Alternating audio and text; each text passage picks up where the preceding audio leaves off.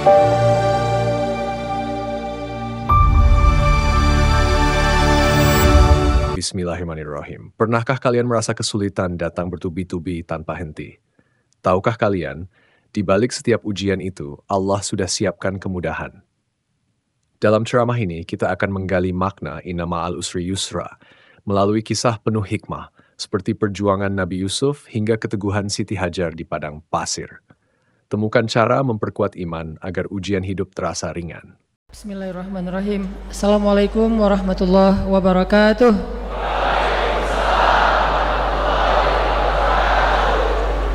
Sehat semuanya? Masih betah? Sendiri? Kalau hujan-hujan gini jadi makin nelangsa ya, menjadi jomblo. Jadi jomblo tuh enaknya kalau musim panas. Kalau musim hujan pasti ngerasa, aduh ngelihat teman-teman yang lain pulangnya kuliah cepet-cepetan, pulang kerja cepet-cepetan. Kenapa kita malah betah di kantor, betah di kampus, nggak ada yang nungguin soalnya. Jadi saya juga kalau taklim pengen cepat pulang, banyak yang nungguin, istri dan anak-anak. Jadi kalau yang betah itikafnya lama dari maghrib, isya sampai subuh pasti jomblo. Kalau udah nikah kok masih itikaf, ada masalah kayaknya di rumah ya. Baik, bismillahirrahmanirrahim. Alhamdulillahirabbil alamin, wassalatu wassalamu ala asyrafil anbiya'i wal mursalin wa ala alihi wa sahbihi ajmain. Teman-teman yang dirahmati Allah Subhanahu wa taala, hari ini kita akan bahas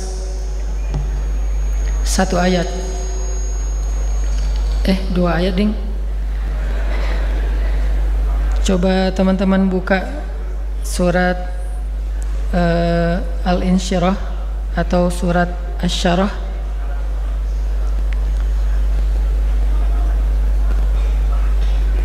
Surat 94 ayat 5 dan 6. Ayat yang cukup populer yaitu kalimat fa inna ma'al usri yusra, inna ma'al usri yusra. Kalimat ini pasti udah common banget lah di dunia kita sebagai muslim. Selalu orang ngomongin udah tenang aja, di dalam kesulitan ada kemudahan, di dalam kesulitan ada kemudahan. Banyak dari statement Al-Quran dan hadis itu mudah banget difahami.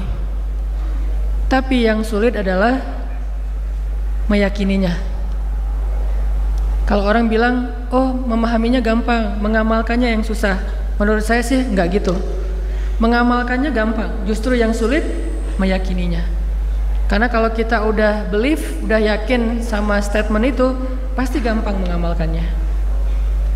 Kayak misalnya kita ada kalimat hasbiyallah wa ni'mal wakil. Innamal mu'minun idza dzukirallah wajilat qulubuhum. Artinya nggak ada syariat yang kita nggak bisa menjalankan. Terus kenapa ada yang kerasanya sulit banget, susah mau putusin dia? Kenapa? Karena kita nggak yakin ada orang yang lebih baik dari dia kalau kita memutuskannya, kan? Masalah yakin kan? Kenapa kita nggak mau mutusin? Karena kita juga nggak yakin mau menyeriusin dengan menghalalkan. Putus nggak mau, dihalalkan juga nggak berani. Jadi ini kayak kurang bertanggung jawab. Kenapa? Karena dia pengen enaknya aja tapi tidak mau mengambil amanahnya. Begitu juga kalimat fa inna ma'al usri yusra. Ini bukan masalah udah ngerti belum kalimat ini? Insya Allah semua kita ngerti. Bersama kesulitan ada kemudahan. Dan bukti-bukti sejarah begitu juga yang terjadi dalam kehidupan kita udah banyak banget. Udah banyak banget cerita bahwa di dalam kesulitan selalu ada kemudahan. Itu terjadi dalam kisah Nabi Ayub, terjadi dalam kisah Nabi Nuh, terjadi dalam kisah Nabi Musa, terjadi dalam kisah banyak anbiya. Begitu juga para sahabat, para solihin. Dan kita juga pernah ngalamin pasti dalam hidup kita. Oh ternyata gara-gara saya nggak lulus mata kuliah itu, akhirnya saya jadi ahli justru di mata kuliah itu. Gara-gara saya kemarin judul skripsinya ditolak, akhirnya saya nemuin satu judul skripsi lagi yang mungkin lebih bermanfaat kelak di masa depan saya. Artinya kita udah tahu bahwa fa inna ma'al usri yusra itu memang ada, tapi masalahnya kita yakin gak? Apakah ketika kita ngalamin satu masalah, satu kesulitan, satu musibah, kita langsung ingat ayat ini? Begitu misalnya hilang handphone, wah, fa inna ma'al usri yusra. Bersama hilang handphone, nemu calon. Pasti ada kisah kayak gitu. Nggak mungkin, itu bukan cuma cerita sinetron ya. Ada lah yang kayak gitu-gitu. Gara-gara nggak keterima di salah satu kampus, akhirnya sekampus dengan si dia. Kan bisa aja kayak gitu, sefakultas sama si dia. Ya saya kayak gitu. Dulu pengen jadi dokter, tapi karena nilai eksat saya jelek, akhirnya saya ke Al-Azhar. Di Al-Azhar ketemulah dengan ayat-ayat cinta.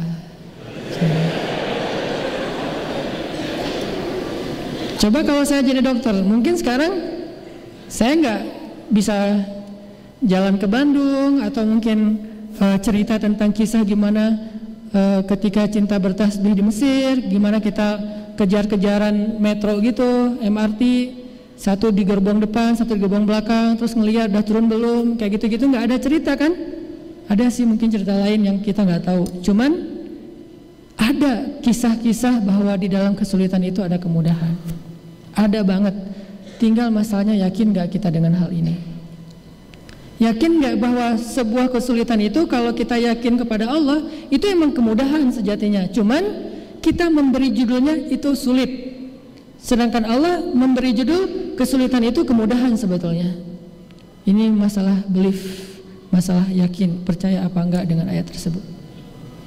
Sehingga yang kita coba belajar sekarang bukan belajar tafsir atau belajar definisi fa inna ma'al usri yusra, inna ma'al usri yusra, bukan belajar itu, tapi kita belajar iman.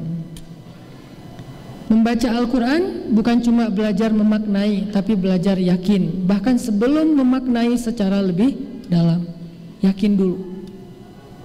Sehingga dulu ada sahabat namanya Abdullah ibnu Mas'ud. Saya pernah cerita Abdullah ibnu Mas'ud itu ngafal Qurannya, sekali dengar langsung hafal. Kita kalau sekali dengar langsung lupa.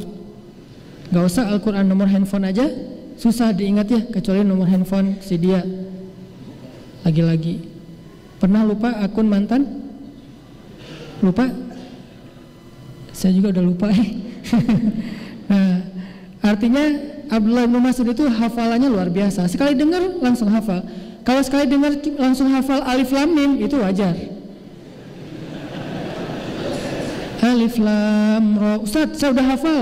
Alif lam ro, apalagi Yasin, 2 huruf, ada yang 1 huruf, Nun, Qaf, Shad. Ibnu Mas'ud hafalnya bukan sekali dengar cuma 1 ayat, 1 juz. Siapa yang lebih keren dari Ibnu Mas'ud di sini? Yang bisa mendengar 1 juz, udah selesai dengar, udah langsung hafal? Kayaknya nggak ada nih. Saking luar biasanya hafalan Ibnu Mas'ud. Apakah dia jenius? IQ-nya di atas rata-rata? Enggak, standar-standar aja dengan yang lain. Bedanya apa? Kata dia, ta'allamnal iman qablal Qur'an.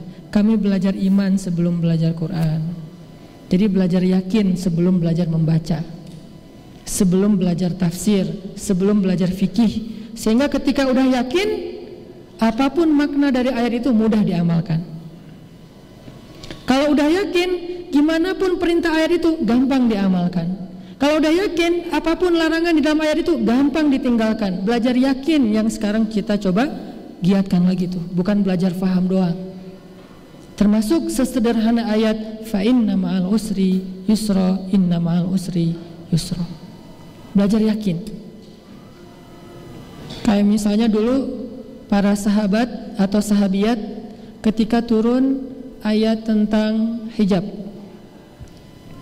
Begitu turun ayat tentang hijab, tentang jilbab, tentang menutup aurat buat cewek, itu cewek-cewek Madinah yang muslimah baru dengar ayat itu dari suami-suami mereka. Jadi turun ayat, Nabi menyampaikan ayat ini kepada para suami, suami-suaminya pada pulang. Kalau yang jomblo hafal aja dulu, ntar pas nikah baru dia sampai. Nah, suami-suami pada pulang, sampai di rumah bilang, wahai istri-istriku, emang kamu udah nikah? Oh iya ya, belum, lupa. Dia ngomong ke istri-istri mereka gitu.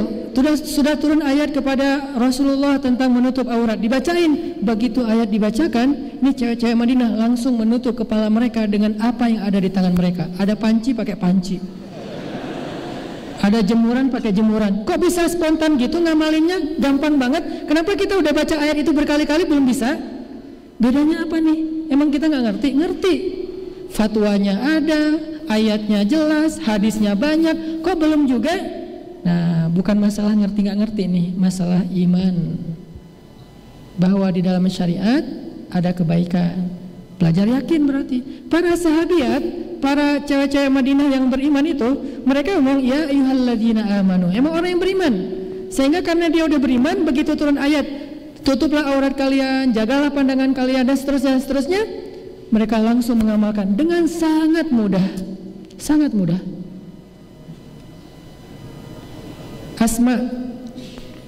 Asma kakaknya ya salah satu di antara keluarga Aisyah.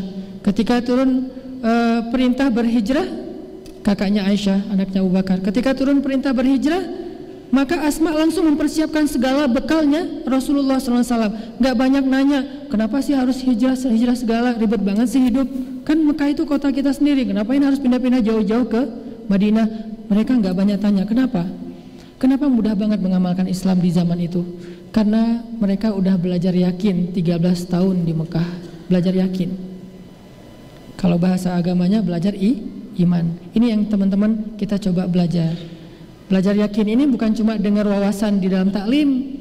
Kalau duduk dalam majelis taklim ini namanya taskif. Taskif itu nambah wawasan. Nggak semua wawasan itu bisa nambah iman. Makanya para ulama mengatakan yang disebut dengan ilmu yang menambah iman. Kalau wawasan yang menambah pengetahuan. Bisa aja pengetahuannya banyak tapi iman nggak bertambah. Bisa banget tuh. Kalau untuk wawasan doang, kita cukup otodidak, dengar YouTube, dengar booster di Instagram, baca buku, baca Google. Bisa nambah wawasan, tapi nambah iman ada trik-triknya. Gimana caranya kita bisa yakin banget dengan satu ayat sehingga mengamalkan ayat itu menjadi mudah. Fa inna ma'al usri yusra, inna ma'al usri yusra. Kayak misalnya ada ayat وَلَنَبْلُوَنَّكُمْ بِشَيْءٍ مِّنَ الْخَوْفِ وَالْجُوعِ وَنَقْصٍ مِّنَ الْأَمْوَالِ وَالْأَنفُسِ وَالثَّمَرَاتِ وَبَشِّرِ الصَّابِرِينَ. Kalimat itu aja, gak usah panjang-panjang deh. Kalau nggak sanggup hafal satu ayat, ujungnya aja وَبَشِّرِ الصَّابِرِينَ وَبَشِّرِ الصَّابِرِينَ الَّذِينَ إِذَا أَصَابَتْهُمْ مُصِيبَةٌ قَالُوا إِنَّا لِلَّهِ وَإِنَّا إِلَيْهِ رَاجِعُونَ. Sampaikan berita gembira kepada orang sabar. Nah, kalau kita udah yakin dengan kalimat وَبَشِّرِ الصَّابِرِينَ, sampaikan berita gembira kepada orang sabar, kenapa lagi kita masih nanya sabar-sabar sampai kapan? Pertanyaan itu karena kita belum yakin. Sabar-sabar emang gampang sabar? Sebetulnya gampang kalau kita yakin. Masalahnya gimana belajar yakin bahwa sabar itu memang berita gembira. Pertolongan Allah itu emang datangnya lewat sholat dan sabar. Jadi kita teman-teman, yuk dalam majelis-majelis ilmu itu jangan hanya mencari wawasan. Materi yang Ustaz sampaikan saya udah tahu. Ya memang. Kalau teman-teman mencari materi yang teman-teman belum tahu, kayaknya dengan kapasitas saya yang terbatas, susah dapat sesuatu yang baru. Ilmu saya pas-pasan. Mungkin teman-teman harus belajar ke profesor. Dan profesor di bidang agama di Indonesia gak sebanyak di Mesir. Kalau kita dengar taklim di Mesir, itu yang nyampein tuh rata-rata profesor senior. Emang ilmunya luar biasa. Kita mencatat tuh, dulu kan belum ada handphone ya, masa-masa tahun 2000 awal, itu belum terlalu common dengan handphone. Jadi kita nyatat sampai pegel gitu nyatetnya. Wawasan. Para sahabat nggak semuanya belajar punya wawasan yang luas. Sekelas Bilal, wawasannya gimana? Tapi kenapa Bilal begitu baik dalam menjalankan Islam padahal wawasannya pas-pasan? Karena dia belajar iman. Begitu dia masuk Islam, dia belajar iman. Ahadun ahad, cuma satu kata coba. Satu kata itu bisa membuat hidup dia berubah drastis. Belajar iman, cuma satu kata. Makanya dulu di zaman tabi'in itu generasi keberapa teman-teman? Generasi kedua setelah sahabat. Ada cerita lucu nih di zaman tabi'in. Ada seorang sahabat, ada seorang tabi'in baru masuk Islam, orang Badui. Terus udah selesai masuk Islam, dia diajak naik haji, berangkat ke Mekah. Udah selesai semua rangkaian ibadah haji, dia ngelihat di dalam Masjidil Haram ada kajian, ada taklim. Waktu itu ustadznya selebgram, namanya Abdullah ibnu Abbas, followersnya udah banyak lah. Abdullah ibnu Abbas, ini sahabat yang kata Nabi hibrul ummah, tintanya umat. Artinya semua ilmu umat Islam tintanya dari dia, Abdullah ibnu Abbas. Anak muda, masih muda, tampan, gimana nggak tampan, keluarga besar Rasulullah kan, masih ahlul bait gitu. Udah gitu aura ulamanya, aura kesolehannya, jenggotnya jenggot tipis gitu, nggak setipis saya juga sih. Terus cuman nggak pakai kupluk. Nah ini Ibnu Abbas lagi taklim di Masjidil Haram. Ditanya sama laki-laki Badui tadi, itu siapa? Kata temannya, itu sahabat Nabi namanya Abdullah bin Abbas. Oh, lagi ngapain mereka? Lagi taklim. Akhirnya dia penasaran, kepo, datang hadir dalam majelis ilmu. Pas dia datang, ternyata taklimnya udah selesai, tinggal doa penutup udah selesai. Salaman satu persatu, paling belakang dia datang, salaman. Udah selesai salaman, dia lupa dengan nama yang tadi disebutin. Tadi namanya siapa ya? Namanya juga orang Badui. Badui itu kalau kita orang kampung banget lah, orang pelosok. Dia lupa, akhirnya dia cuma ngomong gini, bro gitu, manggilnya bro, kalau bahasa Arabnya akhi. Jadi manggil Ibnu Abbas akhi, padahal itu ulama kan harusnya manggil sayyidi atau syekh atau maulana, tapi manggilnya akhi, bro gitu. Ibnu Abbas senyum, ada apa? Saya baru masuk Islam, ajarkan saya tentang Islam supaya saya bisa taat sama Allah. Oh, ya udah, duduk dulu sebentar, duduk. Mau nggak saya bacakan ayat Al-Quran kepada kamu? Dia nanya, Al-Quran itu apa? Dia nggak tahu Al-Quran. Al-Quran itu firman Allah. Oh, ada juga gitu-gituan ya di dalam Islam, kata dia. Ada. Oh ya udah deh, bacain aja. Dibacalah satu ayat oleh Ibnu Abbas. Dibacain ayat tentang sedekah. Baru dibaca selesai satu ayat sedekah, dia langsung stop. Hasbuk, hasbuk. Assalamualaikum, waalaikumsalam. Pulang dia. Cuma dengan satu ayat. Dia pulang ke kampungnya, dia keluarkan hartanya sedekah aja selama setahun. Setiap hari sedekah, sedekah, sedekah, sedekah. Kenapa di ayat itu dikatakan sedekah itu akan melipat gandakan harta? Cuman itu doang modal dia. Oh, berarti kalau mau lipat ganda harta bukan dagang, tapi sedekah. Dan dia believe. Kalau kita kan berlogika rumitnya. Kalau dia saking polosnya, nggak pakai logika yang rumit, pakainya iman. Oh, berarti ada cara yang lebih jitu lagi buat jadi orang kaya, bukan berdagang, tapi sedekah. Tapi dia tetap berdagang, cuman sedekahnya rajin. Setiap hari sedekah-sedekah, makin kaya raya. Oh, bener banget nih, harus ketemu lagi nih sama orang itu. Haji lagi tahun depan, ketemu lagi. Nah sekarang dia udah hafal namanya. Ya Syekh Abdullah, udah kenalan, udah ta'arufan, udah selesai gitu. Nanya, boleh saya ajarin lagi tentang Islam? Kata Abdullah, mau saya lanjutkan ayatnya? Masih ada kelanjutan ayatnya? Dia nggak tahu kalau ayat itu masih ada kelanjutan. Dibacain lagi ayat. Tentang apa? Ayat tentang puasa. Assalamualaikum, waalaikumsalam, pulang. Setiap 2 hari sekali dia puasa. Puasa Daud, puasa aja. Balik lagi, dibacain ayat tentang akidah, tentang kebesaran Allah, tentang akhirat, tentang kematian, tentang kiamat. Akhirnya dia salaman, pulang meninggal. Coba lihat, semudah itu mengamalkan Islam, bukan karena dia punya wawasan yang luas, bukan karena dia seorang ilmuwan yang luar biasa, bukan ulama, tapi karena dia yakin. Satu ayat dia yakin, langsung amalkan. Satu ayat dia yakin, langsung amalkan. Belajar yakin. Ini yang kita coba tanamkan dalam diri kita. Setiap kita hadir dalam majelis ilmu, saya pengen dapat yakin nih. Dan gak bisa sekali kalau belajar yakin. Mungkin ayat yang sama harus berulang kali kita dengar, harus berulang kali kita resapi, kita hayati, baru muncul yakin dalam hati kita.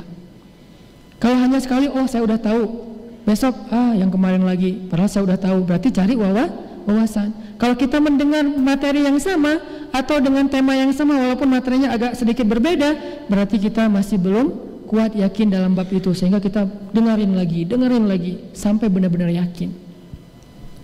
Termasuk fa inna ma'al usri yusra, inna ma'al usri yusra. Salah satu di antara kisah Al-Quran yang cukup panjang dan jelas gimana benarnya kalimat fa inna ma'al usri yusra itu adalah kisah Yusuf alaihissalam. Teman-teman kalau misalnya penasaran, nanti di rumah coba deh ulang-ulang surat Yusuf. Memang suratnya agak panjang, makanya baca mungkin beberapa minggu, satu hari dapat satu halaman, dihayati dengan terjemah pastinya. Nanti teman-teman akan mengerti, ternyata benar ya, dalam kisah Yusuf kaidah fa inna ma'al usri yusra, inna ma'al usri yusra itu berlaku banget dalam kisah Yusuf. Dan kalau kita membaca kisah Yusuf sampai tuntas, kesimpulannya kita akan mengatakan, untung juga dulu Yusuf dilemparkan ke dalam sumur. Kalau dia nggak dilemparkan ke dalam sumur oleh kakak-kakaknya, mungkin selamanya dia hanya menjadi orang biasa di kampungnya. Tapi dengan asbab dia dimusuhi oleh kakak-kakaknya yang dengki, lalu dilemparkan ke dalam sumur yang dangkal, cuman untuk anak kecil susah naik ke atas, ditemukan oleh musafir, dijadikan budak, diperjualbelikan, masuk ke istana, terus ada fitnah cewek di istana, masuk lagi ke dalam penjara. Oh, untung dulu dia difitnah oleh cewek itu, sehingga dia masuk ke dalam penjara. Kenapa? Justru di dalam penjara dia menunjukkan sebuah keahlian yang kemudian nanti buat dia naik, buat dia melejit manggung, eksis. Apa keahliannya? Mentafsirkan mimpi. Di dalam penjara ada sesama napi itu yang namanya juga sesama napi curhat gitu. Gua semalam mimpi aneh banget mimpinya. Disebutin mimpinya. Nabi Yusuf mentafsirkan mimpi itu, dan ternyata mimpi tersebut jadi kenyataan. Sehingga gara-gara Yusuf pernah menafsirkan mimpi dan jadi kenyataan, begitu raja bermimpi, maka raja itu memanggil Yusuf. Wahai Yusuf, saya dengar kamu itu jago menafsirkan mimpi, coba tafsirkan mimpi saya. Semua orang-orang ahli hikmah gak bisa menafsirkan mimpi raja. Nabi Yusuf menafsirkannya dan sangat logis, sehingga akhirnya setelah mimpi itu terbukti benar seperti tafsir Yusuf, Yusuf pun diberikan jabatan sebagai Menteri Kesejahteraan Masyarakat atau Menteri Ekonomi kalau sekarang. Dan dengan potensi itu Yusuf menunjukkan keahliannya, meningkatkan kesejahteraan orang-orang Mesir, akhirnya naik lagi sampai menjadi raja. Berawal dari apa teman-teman? Berawal dari dilemparkan ke dalam sumur. Berlanjut dengan difitnah sehingga masuk penjara. Fa inna ma'al usri yusra, inna ma'al usri yusra, 2 kali. Setiap ada kesulitan, maka kesulitan itu membawa kita kepada kemudahan. Kesulitan, kemudahan, kesulitan, kemudahan, dan itu pasangan, gak bisa dipisahkan. Sebagaimana pasangan antara malam dan siang. Kayak misalnya Nabi bilang gini, ini ada hubungannya dengan fa inna ma'al usri yusra. Malam itu ada beberapa potongan. Ketika potongan malam itu sudah semakin larut, sudah semakin pekat, sudah semakin hening, sudah semakin sunyi, maka berarti malam itu mendekati waktu fajar. Makin sunyi berarti sudah mendekati waktu ayam berkokok, sudah mendekati waktu matahari terbit. Kalau masih ramai berarti baru maghrib. Maghrib kan ramai nih, riuh, orang baru pulang kerja segala macam. Isya orang keluar untuk ngopi bareng teman-teman, bareng keluarga, makan, cari jagung bakar. Isya jam 10 mulai pulang dari jalan-jalan keluarga. Jam 11 mulai masuk kamar tidur. Jam 12 mulai hening, kecuali yang biasa begadang atau yang ngerjain tugas-tugas yang belum selesai, tugas akhir segala macam. Jam 1 yang nungguin bola. Jam 2 Jam 3 bola selesai, udah ngantuk banget. Makin ngantuk berarti mendekati waktu fajar. Makin lelah, makin lemah berarti mendekati waktu fajar. Jam 3:30 atau jam 3 itu waktu yang hampir tidak ada lagi yang masih terbangun, terjaga. Semuanya udah pada tidur. Itulah waktu yang paling baik dan waktu itulah mendekati fajar. Apa filosofinya? Semakin sulit kehidupan seseorang, semakin dekat dengan pertolongan Allah. Semakin sulit keadaan seseorang, semakin baik waktu yang paling baik buat dia berdoa kepada Allah Subhanahu wa taala. Semakin sulit kehidupan seseorang, semakin dekat dengan sebuah jalan keluar. Jadi kalau kita ngerasa kesulitan kita biasa-biasa aja, ya berarti memang kita baru diuji. Jangan ngomongin pertolongan dulu di situ, ngomongin sabar. Lalu datang lagi ujian berikutnya, bertubi-tubi, 1, 2, 3, 4, 5 dan seterusnya. Pertama, ujiannya apa? Mata kuliah 1 nggak lulus. Padahal ini mata kuliah favorit banget. Kenapa ya bisa nggak lulus? 1. Yang kedua, ujian yang lain apa? Akhir bulan, kiriman belum datang. Yang ketiga, ujian apa lagi? Ada masalah sama teman, ada salah paham, akhirnya kita ditinggalkan atau jadi putus hubungan, live group segala macam lah. Yang keempat, nah ini yang paling susah nih, diputusin. Lengkap kan? Sempurna sudah ujiannya. Berarti ketika diputusin sudah mau dekat dengan nyambung lagi yang lain yang lebih baik. Nyambungnya gimana? Mungkin nyambungnya bukan kita jadian yuk, enggak, yuk kita halalan yuk. Maksudnya halal lebaran gitu.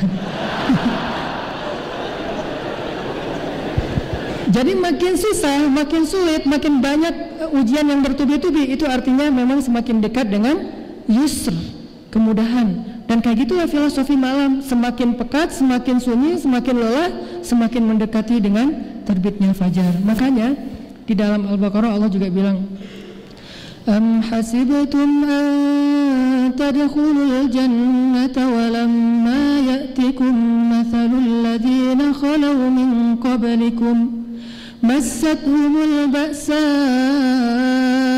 wad-dharra'u wa zulzilu. Bukan cuma 1 ujian, 3 sekaligus. Massathumul ba'sa'u wad-dharra'u wa zulzilu hatta yaqula ar-rasul walladzina amanu ma'ah mata nasrullah. Udah luar biasa ujiannya, maka Rasul dan orang yang beriman pun bertanya, kapan datangnya pertolongan Allah? Apa jawaban Allah? Ala inna nasrullahi qarib. Kalau ujian kalian udah sulit banget, baru Allah mengatakan pastinya pertolongan Allah berarti sudah dekat. Itu maksudnya. Bukan Allah PHP ya, bukan hardcore lah ya. Allah tuh masih tahu bahwa pertolongannya udah dekat. Itu karena Allah tahu bahwa kesulitan kalau sudah semakin berat, memang itulah sunnatullah, pertolongannya sudah dekat. Jadi ini teman-teman yang kita coba belajar yakin.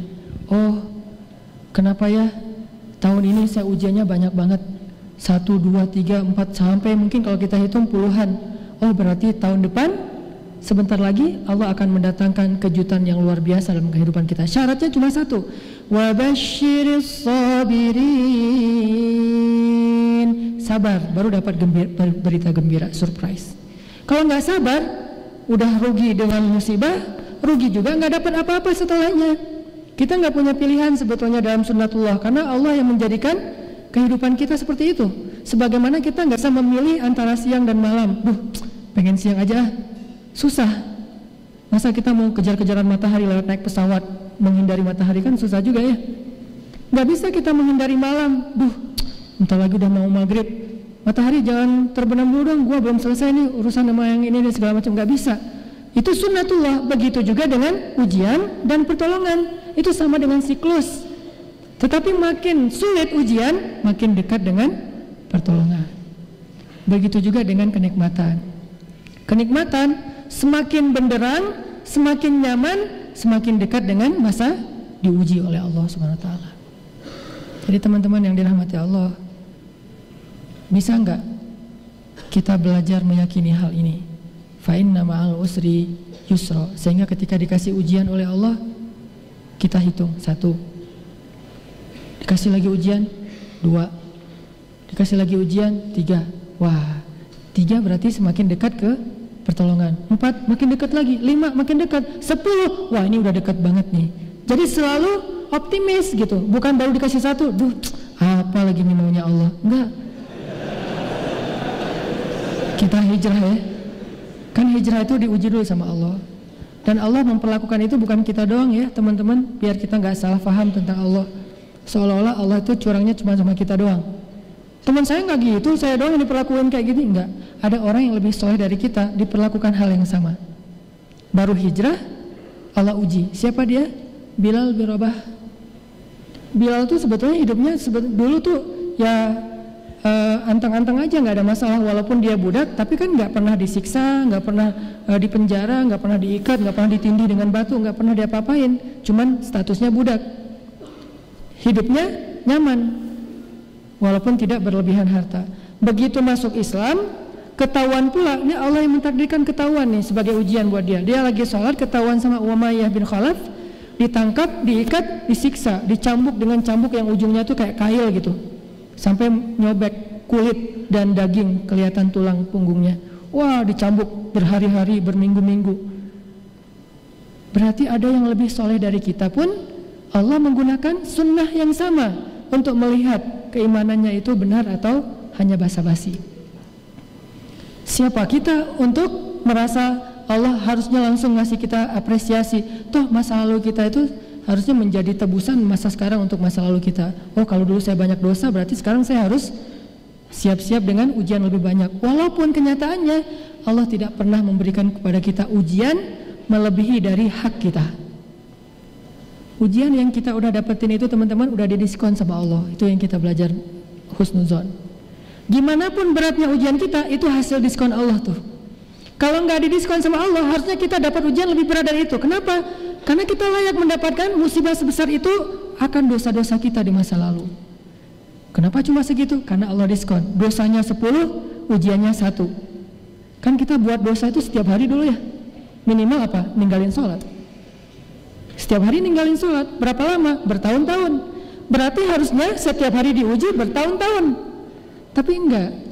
Cuma dikasih ujian sedikit. Berarti ujian yang kita dapetin sekarang teman-teman, itu hasil diskon Allah untuk menggugurkan dosa-dosa kita di masa yang lalu, sekaligus untuk mengangkat derajat kita jika kita bersabar. Sehingga ketika diuji sama Allah, nggak langsung suuzon, perasaan dulu sebelum hijrah nggak gini-gini amat, kenapa setelah hijrah malah jadi banyak masalah, jadi bertubi-tubi, jadi hidupnya nggak nyaman lagi. Nggak. Kita dulu tidak paham, ternyata dulu kita berbuat dosa siang dan malam, itu adalah musibah paling besar dalam hidup kita. Kalau Allah wafatkan kita waktu itu, pasti kita akan jadi orang yang rugi selama-lamanya di akhirat. Udah maghrib? Ya. Jadi teman-teman, kesimpulan untuk sesi pertama ini adalah, yuk kita belajar yakin. Bukan belajar faham aja, tapi belajar yakin. Fa inna ma'al usri yusra, inna ma'al usri yusra. Gimana caranya? Insya Allah nanti kita lanjutkan setelah sholat maghrib. Barakallahu li wa lakum. Kawan yang dirahmati Allah Subhanahu wa taala,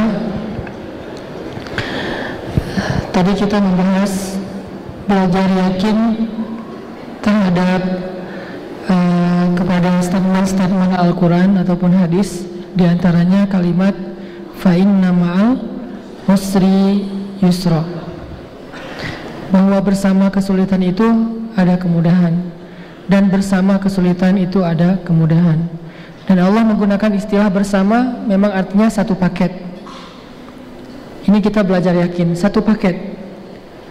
Kadang kemudahan itu datangnya barengan, kadang kemudahan itu datangnya belakangan, tapi yang pasti kemudahan selalu ada bersama kesulitan. Itu satu paket.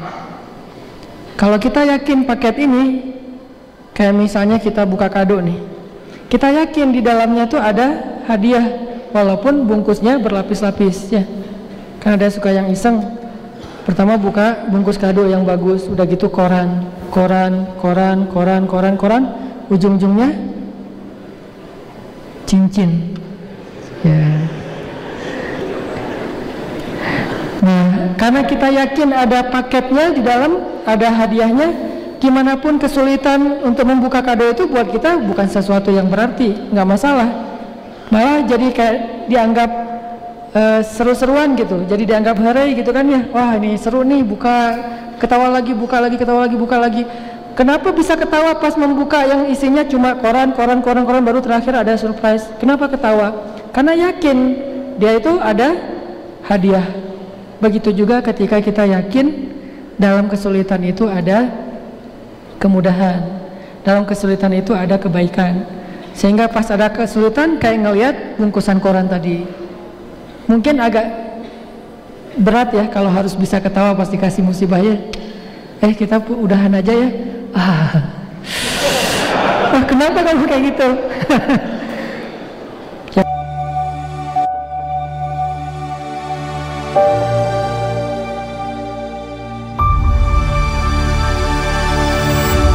Berarti bentar lagi kita mau halal, makanya kamu minta udahan, benar kan? Kegeeran, ketawa lagi.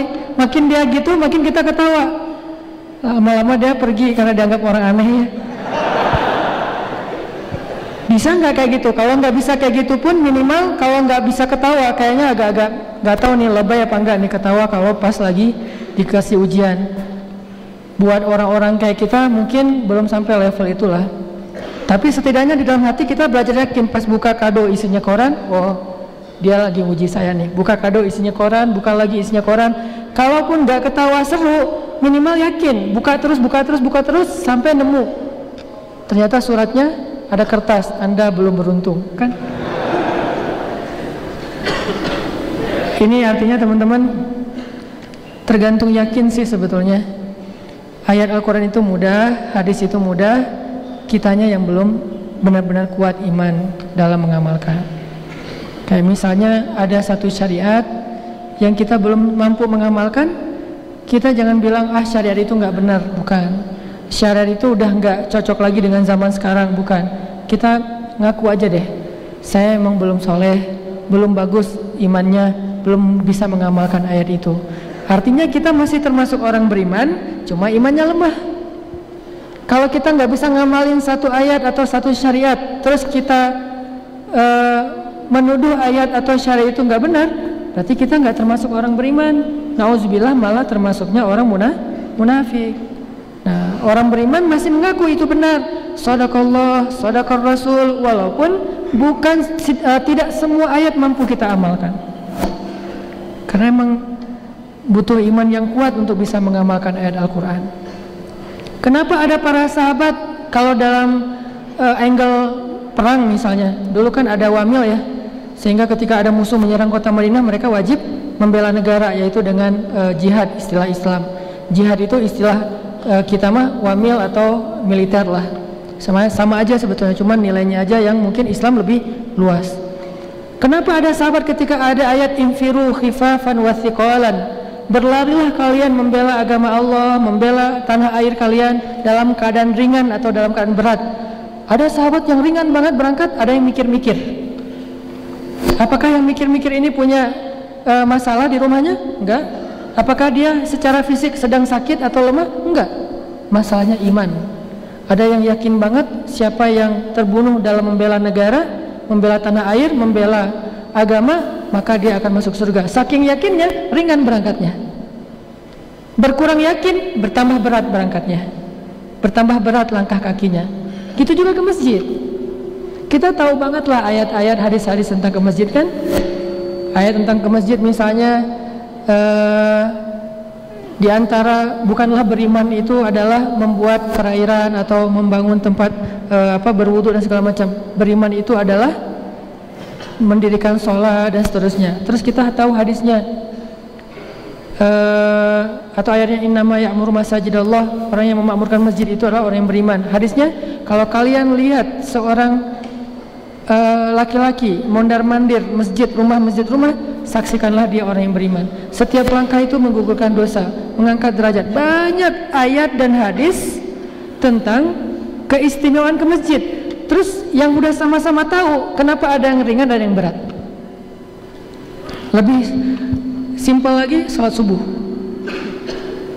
Mungkin, atau saya yakin kita semua tahu lah fadilah sholat subuh, keistimewaan sholat subuh. Apa keistimewaannya? Satu, sholat subuh itu bacaannya didengar dan disaksikan oleh para malaikat. Artinya ada khusus malaikat yang Allah turunkan untuk nyaksiin sholat subuh. Terus sholat yang lain nggak disaksikan, cuman ada khusus malaikat yang nggak turun kecuali di sholat subuh. Sholat-sholat yang lain banyak malaikat yang mencatat, tapi ada satu sholat yaitu sholat subuh, malaikat yang mencatatnya bukan cuma malaikat yang reguler, tapi ada malaikat istimewa khusus datang cuma waktu subuh, mencatat siapa yang sholat subuh, menyaksikan, Allah menyaksikan. Lalu nanti mereka akan bersaksi di hadapan Allah, dia orang beriman ya Allah, saya jadi saksinya, kata malaikat. Kita tahu, tapi kenapa ada yang ringan, ada yang berat ke masjid? Nah, yakin gak nih setelah kita tahu? Dan yakin itu bukan kalimat tahu ada akhirat, yakin ada akhirat. Yakin itu rasa memang udah mantep gitu, emang benar-benar ada, dan kita emang benar-benar butuh itu. Belum lagi nanti ada hadis, siapa yang sholat subuh berjamaah maka dia berada di dalam jaminan Allah. Arti berada dalam jaminan Allah, ada ulama bilang Allah menjamin dia itu orang beriman. Ada ulama juga bilang Allah menjamin hidupnya hari itu akan Allah tolong dari semua masalah. Ada juga ulama bilang Allah menjamin kalau hari itu dia meninggal masuk surga, terbebas dari api neraka. Kita tahu juga tuh hadis. Kadang kita mendengar dari seorang ustadz berceramah, tapi kenapa ada waktunya kita mampu berjalan dengan ringan, ada waktunya kita berat untuk bahkan membuka mata kita dari tidur. Itulah kenapa dalam Islam ada istilah, teman-teman, tajdidul iman, memperbaharui yakin. Iman kita itu harus dicas terus, karena kalau iman kita kuat, ringan semua amal soleh itu. Pasti kita pernah ngerasain masa-masa lagi ngejos ya, sholat ke masjid terus sehari 5 kali, kalau perlu sehari 6 kali, tahajud juga di masjid. Saking solehnya ya, tahajud juga di masjid, dan itu boleh di masjid, boleh di rumah, nggak masalah. Terus puasa Senin Kamis, tilawah 1 hari 1 juz, terus apalagi sedekah semampunya, berbuat baik kepada orang lain, bantu teman, hormat pada orang tua, pokoknya luar biasa amalannya. Ada masa-masa kayak gitu, sholat langsung nangis, imam belum baca kita udah nangis, Allahu Akbar, nangis gitu ya. Dia baru takbir udah nangis. Kenapa? Lagi hatinya tuh dapat banget, lagi ngeklik gitu. Baper iman tuh seru banget loh, lebih seru daripada baper kadang-kadang ngelihat dia jalan sama orang lain. Itu mah baper sakit, kalau ini baper bahagia. Itu luar biasa. Pernah nggak kita baper dalam urusan amal soleh? Sholat baper, namanya khusyuk. Tilawah baper, namanya tadabbur. Apalagi berbuat baik pada orang lain baper, namanya ikhlas. Baper nih dalam sholatnya, baru takbir udah rasanya saya lagi menghadap Allah, saya lagi menghadap Allah. Ada masa-masa kayak gitu. Kenapa? Imannya lagi naik. Yazidu wa yanqus. Berarti yang harus kita perjuangkan siang dan malam adalah gimana supaya iman itu stabil. Kalau turun pun nggak drop amat gitu.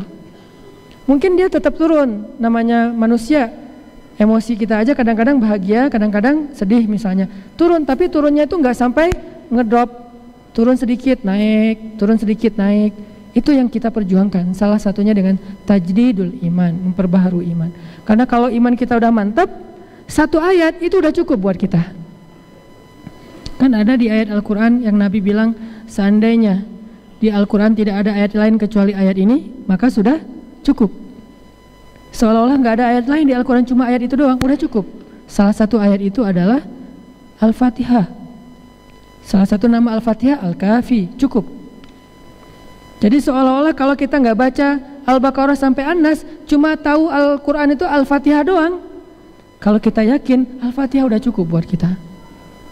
Ada lagi ayat yang kayak gitu, surat At-Tolak, wa may yattaqillah yaj'al lahu makhraja, cukup. Ada lagi ayat yang lain termasuk ayat ini, wal asr innal insana lafi khusr. Ayat ini fa inna ma'al usri yusra. Banyak ayat yang sebetulnya satu aja udah cukup buat kita. Udah bisa membuat seseorang itu berubah, hijrah, bertaubat seperti Umar bertaubat dengan pembukaan surat Toha. Apa rahasianya?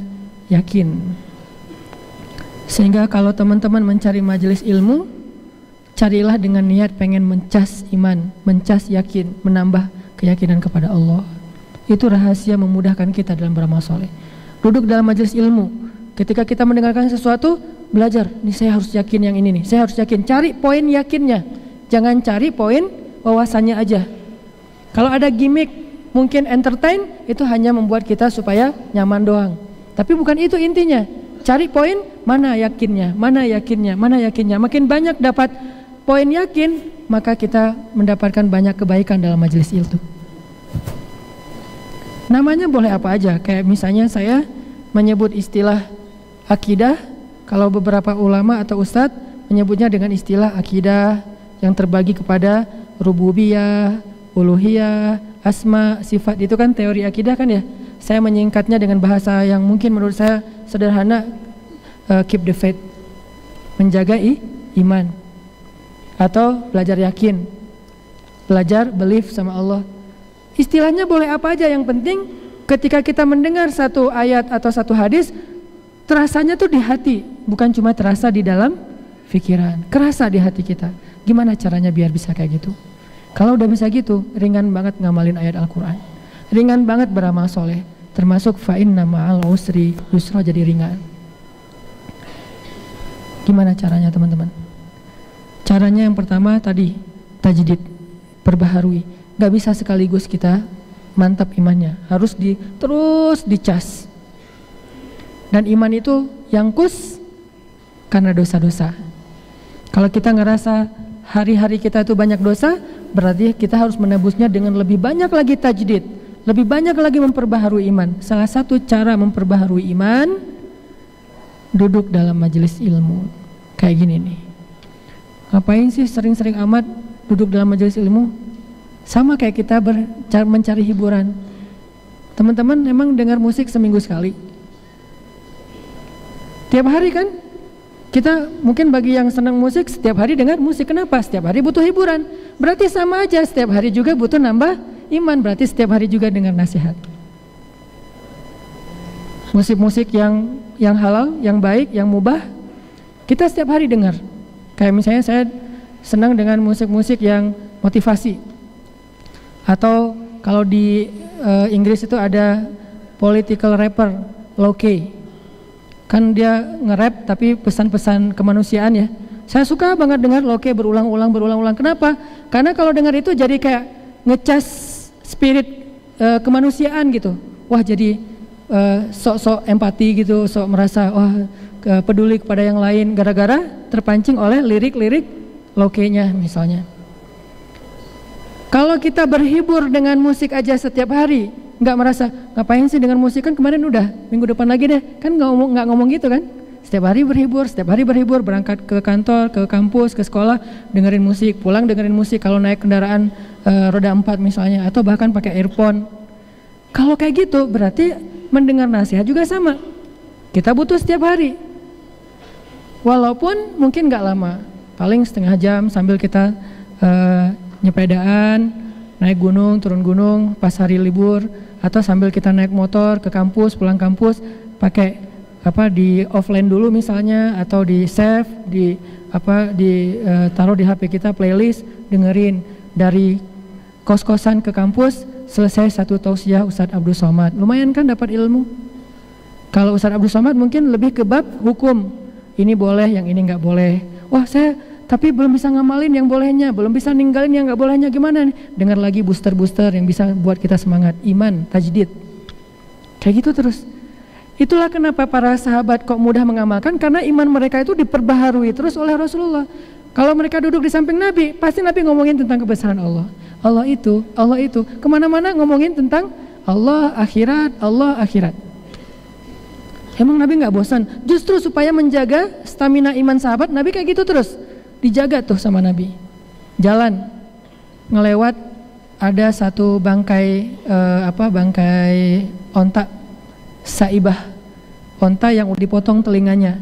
Kalau dalam kepercayaan orang Arab jahiliyah, onta yang udah dipotong telinganya itu artinya pembawa sial. Jangankan jadi bangkai, masih hidup aja mereka nggak mau deket-deket sama onta kayak gitu. Nggak dikendarain, nggak diminum susunya, nggak dimakan dagingnya. Saibah. Nah ternyata ada seekor saibah, bukan cuma masih hidup, udah jadi bangkai, udah keluar belatung dari perutnya, udah bau. Sehingga ketika Nabi dan sahabat ngelewatin jalan itu, ada bangkainya, mereka tutup hidung. Terus Nabi bilang, ayo siapa yang pengen beli bangkai ini? Dibawa pulang ke rumah, kata Nabi. Sahabat heran, terus sahabat nanya, ya Rasul, dikasih gratis juga, kita nggak mau bangkai kayak gitu. Jangankan matinya udah jadi bangkai, hidup juga kita nggak mau. Saibah soalnya, apalagi udah mati, apalagi disuruh beli. Saking tidak berharganya bangkai itu. Terus Nabi bilang apa? Sesungguhnya dunia di mata Allah lebih rendah nilainya daripada bangkai ini di mata kalian. Ada analogi. Oh, jadi nambah lagi iman. Jalan lagi nih, Nabi lagi touring sama sahabat. Touring. Makanya saya bilang banyak main, banyak manfaat. Nabi main sama sahabat touring, jalan bareng-bareng. Satu kafilah gede, lewatin padang pasir. Padang pasir itu kan kayak kita ke hutan belantara yang gak ada lampu, jadi langit kelihatan jelas terang gitu. Malam itu malam purnama, bulan purnamanya itu sempurna, gede bulannya, warnanya sempurna, tidak ada awan satupun, cerah, bening. Sehingga para sahabat ketika udah istirahat dari touring, mereka istirahat dulu di sebuah rest area. Lalu mereka tiduran di pasir. Jadi istirahatnya itu bukan cari tahu Sumedang ya.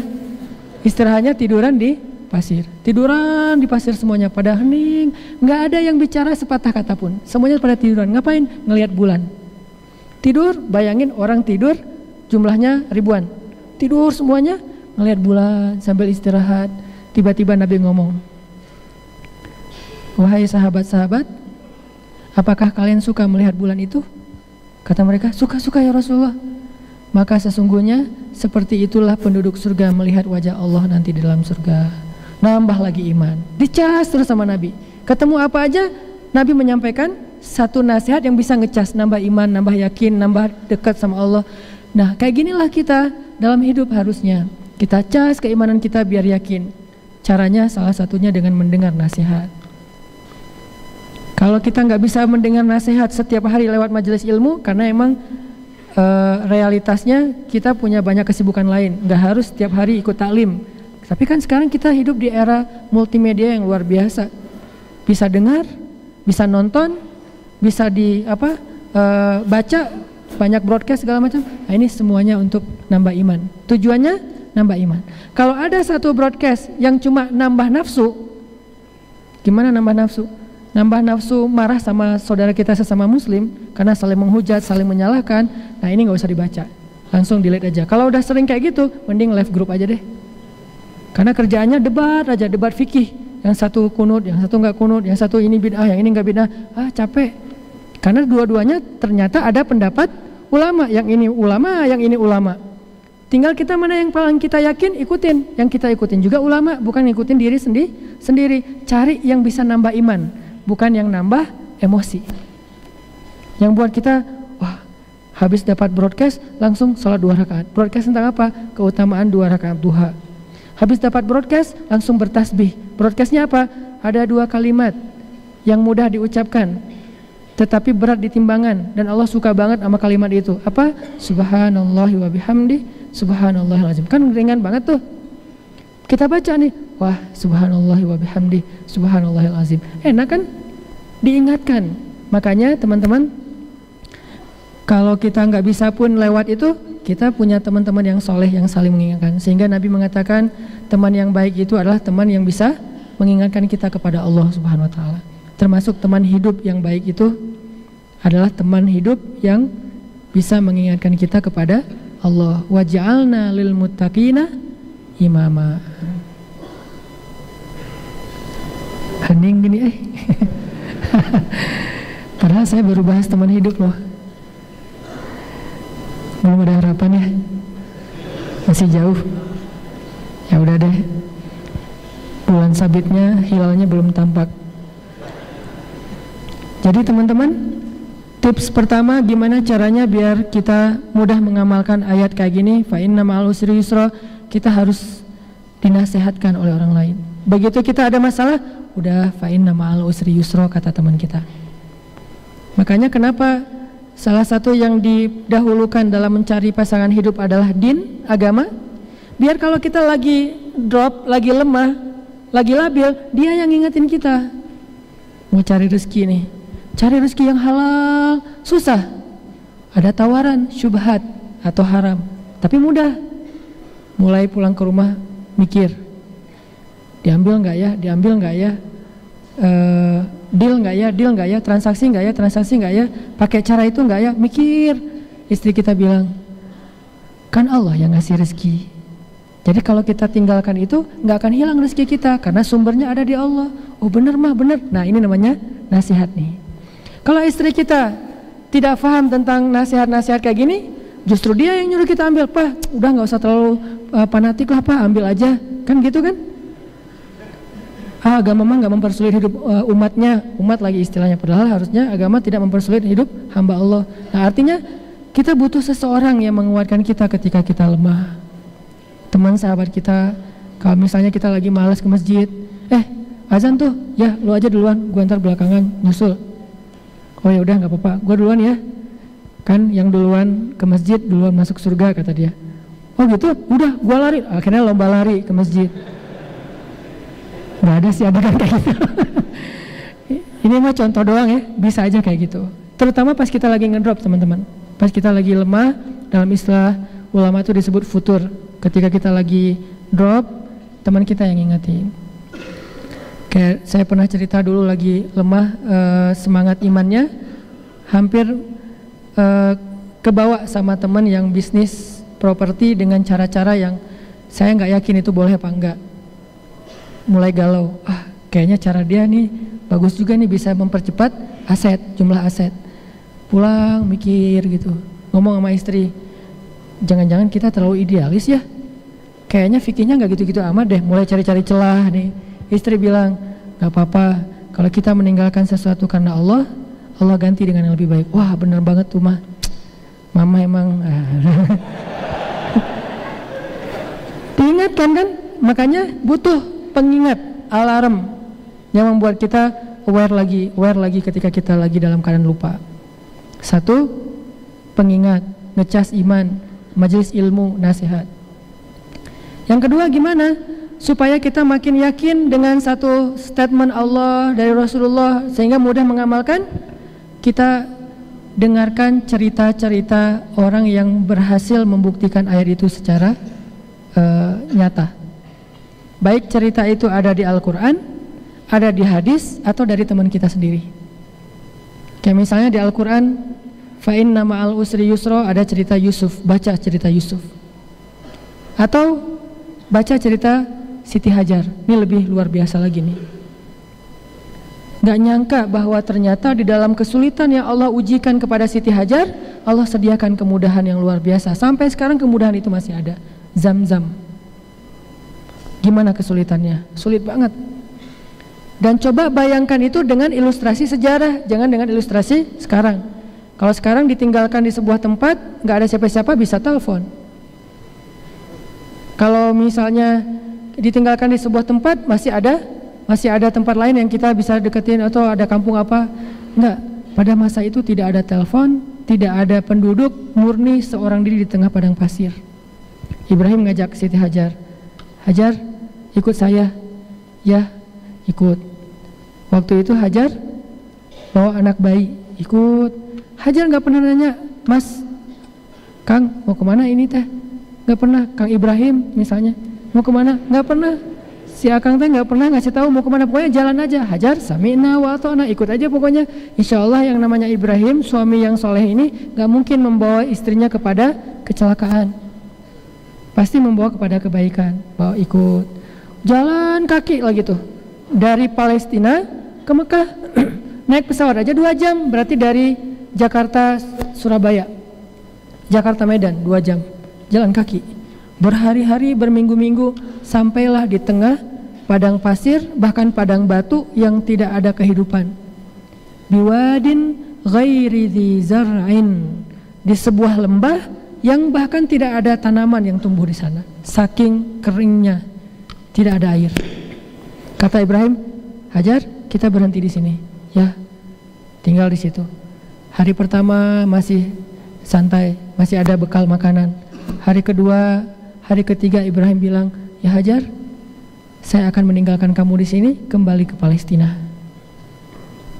Disitulah Hajar mulai sedikit goyah, nanya, ya Ibrahim, kenapa engkau tinggalkan kami di sini? Engkau lihat tidak ada siapa-siapa di sini, tidak ada air, bahkan bagaimana kami bisa hidup, wahai Ibrahim? Sementara anak kita masih kecil, dan seterusnya dan seterusnya. Ibrahim tidak menjawab, langsung pergi. Dipanggil-panggil oleh Hajar, ya Ibrahim, ya Ibrahim. Ibrahim tidak menoleh ke belakang. Tiba-tiba Hajar bertanya, Allahu amaraka bihadza? Ya Ibrahim, Allahkah yang menyuruh kamu melakukan ini? Ibrahim berhenti, tanda ya ini perintah Allah, lalu melanjutkan lagi perjalanan. Kemudian Hajar mengatakan, kalau ini adalah perintah Allah, la yudayya'anallahu idzan, maka Allah enggak mungkin mengecewakan kami. Iman. Berangkatlah wahai Ibrahim. Berangkat Ibrahim. Hajar marah? Enggak marah sama sekali. Tahu berapa lama ditinggalkan? 13 tahun. Enggak ada. Ibrahim udah sampai di mana? Udah makan belum? WA gitu, japri.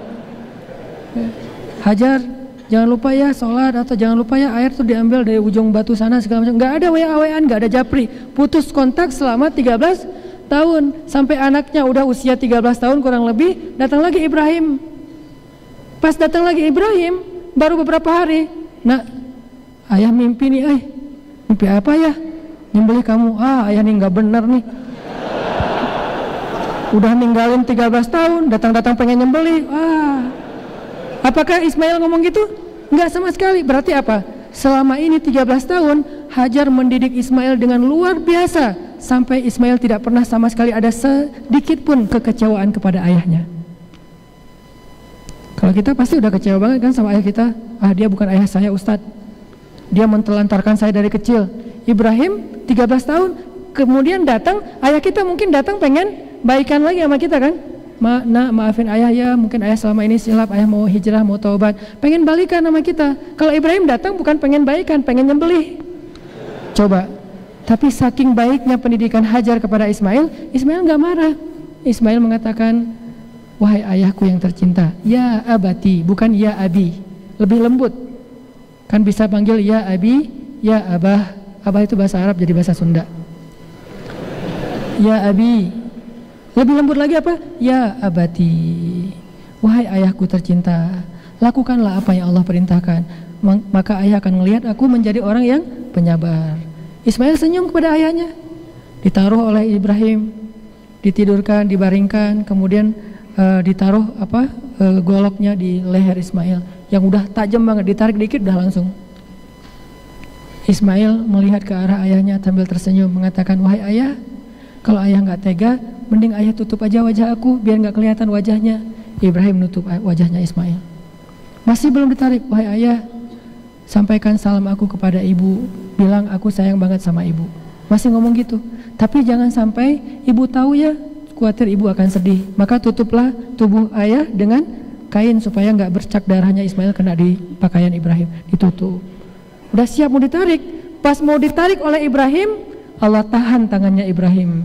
Ya Ibrahim, qad saddaqtar ru'ya. Wahai Ibrahim, engkau telah membenarkan mimpi atau wahyu itu. Maka Allah mencabut perintahnya kepada untuk menyembelih Ismail. Tiba-tiba Allah bilang, angkat Ismail. Keluarlah seekor domba dari batu. Lagi-lagi saya pernah bilang, bukan seperti di kartun kita baca dulu waktu kecil ya. Komik-komik dulu kan Ismail tiba-tiba jadi hewan kan ya. Ismail dibaringkan, ditutup pakai kain, pas mau disembelih, ternyata yang disembelih adalah hewan. Terus Ismailnya kemana? Gitu kan? Wah, Ismail jadi hewan. Ismail dibangunkan, lalu datanglah seekor hewan disembelih sama Ibrahim. Coba lihat pendidikan Hajar. Ini kalau kita imajinasikan sejarah, baru kita paham, oh ternyata bisa gitu ya Hajar mendidik Ismail seorang diri 13 tahun ditinggalkan, gak punya bekal apa-apa, jauh pula, gak ada kontak sama sekali, SMS satu kata pun gak ada, salam gak ada, gimana kabarnya hari ini, gak ada sama sekali, murni ditinggalkan 13 tahun, tapi anaknya itu baik banget ke orang tuanya. Berarti pendidikan Hajar luar biasa. Kenapa? Karena Hajar yakin sama Allah, berlindungnya ke Allah, bukan bergantung kepada makhluk. Kalau kita bergantungnya ke Allah, gak gampang kecewa sama makhluk. Kenapa kita gampang kecewa sama makhluk? Karena kita terlalu banyak menggantungkan hidup sama orang itu. Sedikit aja kehidupan kita jadi gak nyaman, kita akan jadikan dia sebagai kambing hitam. Kita salahkan dia, kita kecewa sama dia. Tapi kalau kita bergantungnya ke Allah, ke makhluk, justru kita pengennya berbuat baik, bukan mendapatkan kebaikan. Kalau kepada makhluk, kita pengen memberi, bukan diberi. Kalau memberi, nggak ada kecewanya. Kecewa nggak? Kita mau bantu teman, teman nggak mau dibantu. Gua kecewa banget sama dia. Kenapa? Dia nggak mau nerima pinjaman duit dari gua. Kan jarang ya, ada yang kayak gitu. Kita bantu orang, orang nggak mau, kita kecewa. Nggak ada cerita kayak gitu, jarang banget lah. Kecuali ini tingkat ihsannya udah luar biasa nih. Ada orang mau kita kasih sedekah, maaf nggak apa-apa, saya alhamdulillah udah makan hari ini. Sombong loh segala macam, ngamuk-ngamuk gara-gara nggak mau menerima sedekah. Nggak ada. Yang ada nggak mau ngasih sedekah, yang memintanya marah-marah. Itu banyak. Akhirnya motornya ditahan, nggak boleh lewat di perempatan gitu kan? Kan banyak tuh yang kayak gitu-gitu tuh. Jadi kalau misalnya dengan manusia, mindset kita adalah kita emang pengen berbuat baik sama dia, pengen memberi, susah kecewa sama orang. Tapi kalau kita pengen dapetin sesuatu, gampang banget kecewa sama orang. Makanya kalau kita bergantungnya ke Allah, ke suami itu gak gampang kecewa, ke istri itu gak gampang kecewa. Kenapa? Kita gantungnya ke Allah, tapi pengen berbuat baiknya kepada manusia. Ke istri, ke suami cuma mikirin, hari ini saya harus buat baik apa ya kepada pasangan saya. Hari ini kok saya senyumnya baru beberapa kali doang, hari ini peluknya udah 20 detik belum? Kan minimal 20 detik sehari. Minimal ya.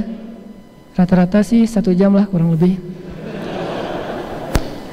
Jadi nggak kemana-mana ya, meluk aja ya jadinya, nggak benar juga sih. Minimal 20 detik. Kita tanya, hari ini saya udah bantu dia belum ya? Hari ini saya udah maafin dia belum ya? Hari ini apa yang bisa kita kasih kepada orang itu? Emang nggak gampang sih. Makanya kita belajar nih, belajar memperbaharui dari hal-hal kecil dulu deh, dan dari orang-orang terdekat dulu, karena mereka lebih berhak dapat kebaikan kita. Ibu, kalau kita bergantung kepada ibu, kita akan gampang kecewa sama ibu kita. Tapi kalau kita niatnya emang pengen pengen berbuat baik kepada ibu, gimana kita akan kecewa? Orang kita pengen berbuat baik kepada ibu kita, "Ma, dipijit ya?" Enggak, mama nggak capek. Ya udah, aku ambilin air hangat ya. Enggak, barusan minum. Apalagi cari terus apa yang bisa kita lakukan untuk ibu kita. Gimana mau kecewa? Tapi kalau kita berharap ibu kita harus gini, gampang banget tuh kecewanya. Dan itulah Hajar, simbol dari tauhid. Hajar bergantung kepada Allah, tapi pengen berbakti kepada suami. Makanya ketika ada masalah ketidaknyamanan sedikit karena suami, dia nggak gampang kecewa sama suaminya, karena itu perintah Allah. Allahu amaraka bihadza, Allah kayak nyuruh kamu melakukan ini wahai Ibrahim. Ya sudah, la yudayyanallahu idzan. Kalau gitu Allah nggak akan ngecewain kami. Tinggal ternyata Allah kasih ujian penutup. Kan tadi saya katakan makin sulit berarti makin dekat dengan pertolongan. Apa kesulitan terakhir? Nggak punya air, lari-lari antara 2 bukit, Safa dan Marwah. Anaknya nangis-nangis, takut kehabisan, dehidrasi, kehabisan air, akhirnya meninggal. Wah, panik nih. Makin panik, saking paniknya, coba bayangin saking paniknya Hajar mondar-mandir di bukit yang sama, itu menunjukkan dia panik banget tuh. Kalau udah tahu nggak ada air, ngapain ke situ lagi kan ya? Tapi kenapa 7 kali di situ aja? Saking paniknya melihat anaknya udah menjerit-jerit dan kasihan, sampai udah lama nangis, suara nangisnya itu udah hampir nggak kedengaran. Berarti udah mau dekat dengan pertolongan. Lari, akhirnya suara Ismail sudah tidak terdengar sama sekali. Jangan-jangan dalam pikiran Hajar langsung lari ke arah Ismail. Anakku, pas sudah deket ngelihat seorang laki-laki dengan jubah putih segala macam, pakai jaket putih, ada tulisan shift-nya.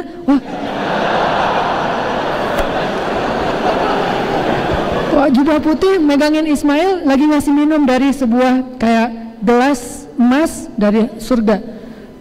Terus pas didekati, orang itu pergi, ternyata di bawah kaki Ismail sudah keluar mata air yang sampai hari ini tidak pernah lagi berhenti mengalir.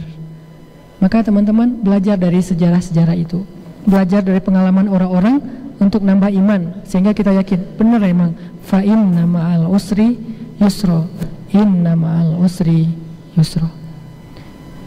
Ya, banyak hal yang kita pengen belajar malam ini, tapi karena waktu kita terbatas, cuman sampai sholat isya, makanya dimulai dari jam 5 tadi. Insya Allah setiap pekan kita coba terus tajdid, perbaharui iman kita. Saya tidak menjanjikan nambah wawasan, tapi saya berusaha untuk sama-sama, saya juga termasuk lagi belajar, yuk kita kuatkan lagi iman kita kepada Allah. Karena kalau iman kuat, baru mudah beramal soleh. Kalau iman lemah, amal paling ringan pun jadi berat. Baca satu ayat aja tuh berat banget kalau iman lemah, tapi baca satu juz ringan kalau iman lagi kuat. Barakallahu li wa lakum. Wassalamualaikum warahmatullahi wabarakatuh.